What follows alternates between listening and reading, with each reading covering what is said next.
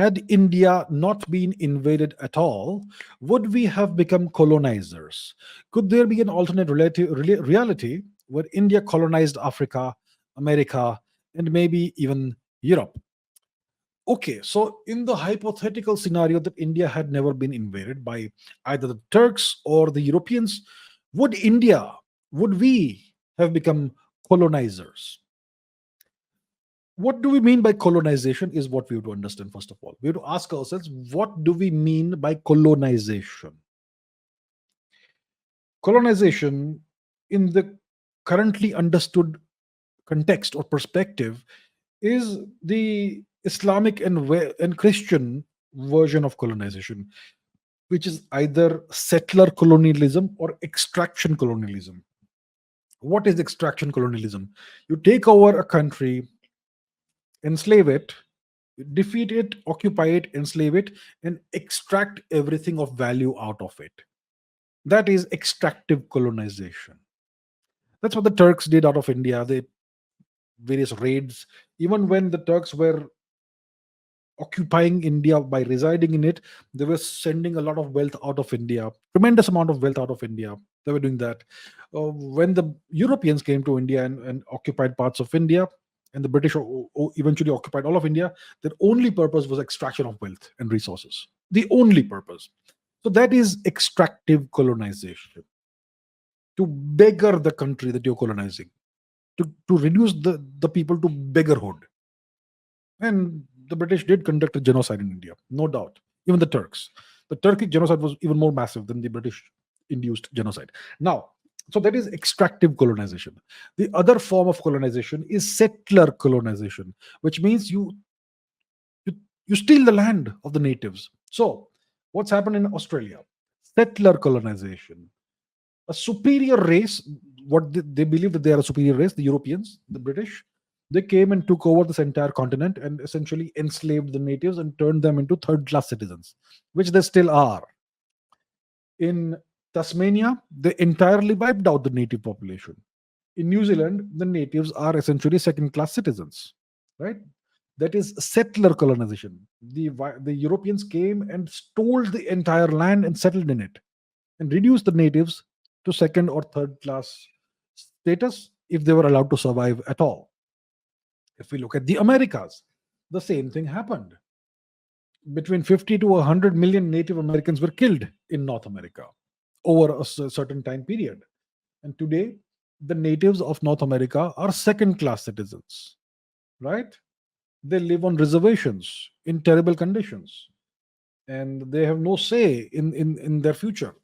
And it is the settlers who rule the land. The settlers are the Europeans.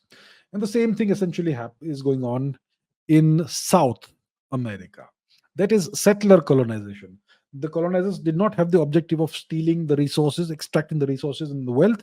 Their objective was to steal the land itself. So that's the two forms of colonization that we can think of: extractive colonization and settler colonization. Now, does this synchronize or does this align with India's cultural ethos? Extracting wealth out of a country or a land and beggaring the locals, turning them into beggars, or simply stealing the land of another nation and reducing the locals to second class status. It does not align with India's civilizational and cultural values. So Indians, historically, before we became colonized, we were travelers. We were a supremely maritime nation. Indians, there is evidence of Indians settling or at least having a presence in Australia 5,000 years before today, roughly. Okay. And there is no evidence that Indians colonized Australia or extracted anything out of Australia.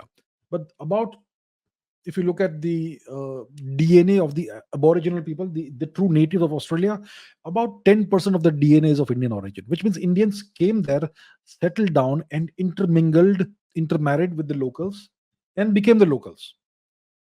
That's what happened. Now, India has a very old history of contacts with Southeast Asia, Suvarnabhumi and beyond, Indonesia, all the way up to Japan, etc. And if you look at Cambodia, for example, and you look at genetic studies of the people of the population of Cambodia, they have about 4 to 5% Indian DNA. So once again, Indians settled there, but did not colonize, did not extract, did not do anything like that. Thailand, Myanmar, everywhere you have Indian DNA, but Indians never stole the land or stole the resources. Even when we, even when the Chola Empire invaded and conquered much of Southeast Asia, nothing was ever stolen or extracted, and there was no theft of land. Once again, of course, there were Indians settling in the region in small numbers, which is why the people of Indonesia have Indian DNA. But there was no takeover of the country or extraction of wealth. Indians have been they are known to have settled all across East Africa way before the Europeans ever knew what East Africa is. But once again, Indians never extracted anything and never stole the land. The Indians were traders and merchants.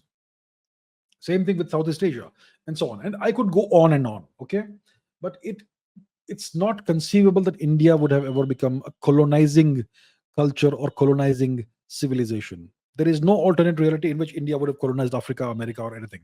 Indians would have traveled everywhere. And I'm sure they did in the past. I'm sure our people traveled all over the world in the past. And much of that evidence may not be known right now, but it may exist somewhere if one were to search for it. We know about Africa, we know about Australia, we know about Egypt, we know about West Asia, we know about Eurasia, we know about China, we know about Japan. The question is, did Indians reach the Americas? That's the real question. Europe and all, we know that we had ties, Africa, Eurasia, everywhere, Eastern Asia. The question is the Americas. But even if we did reach there, we did not ever colonize. Some of us may have settled there. So that's the deal. There is no alternate reality in which India would have colonized other lands. Indians would have had contacts. They would have done trade. They would have settled there in small numbers. But Indians were never extractive. Indians were never thieves of land. Never.